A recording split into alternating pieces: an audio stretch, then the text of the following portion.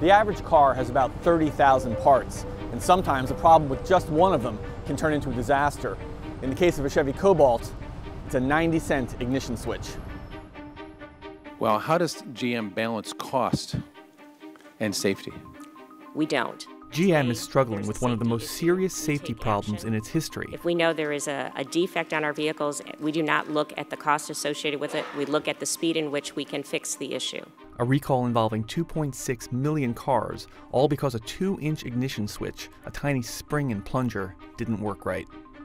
GM has already linked 13 fatal crashes to the flaw.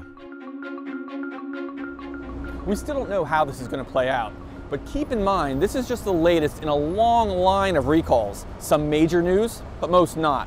And keep in mind, too, that for sheer size, this one doesn't even crack the top 10. That record goes to Ford, which recalled nearly 15 million vehicles worldwide from 1996 to 2010 because of a fire-prone cruise control. But it's not just the number of cars recalled that matters.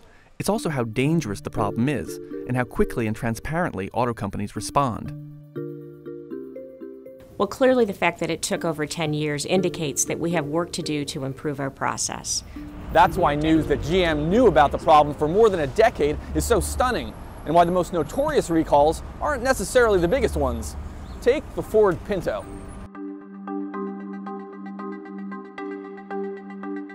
The 1978 recall of the Pinto, due to a design flaw that meant the gas tank could explode when the compact was rear-ended, led to years of bad press and bad jokes. The Pinto was called the barbecue that seats 4. Ford recalled some of its SUVs in 2000 because of problems with Firestone tires. Ford didn't make the tires, but after 100 deaths, the company had to do something. We have no doubt about why we're doing it. We're doing it in the interest of our customers' safety and peace of mind. And it wasn't long ago that Toyota suffered a major blow to its reputation because the gas pedals on some models could stick, causing sometimes fatal runaway acceleration. Today, we can say for certain that Toyota intentionally concealed information and misled the public about the safety issues behind these recalls.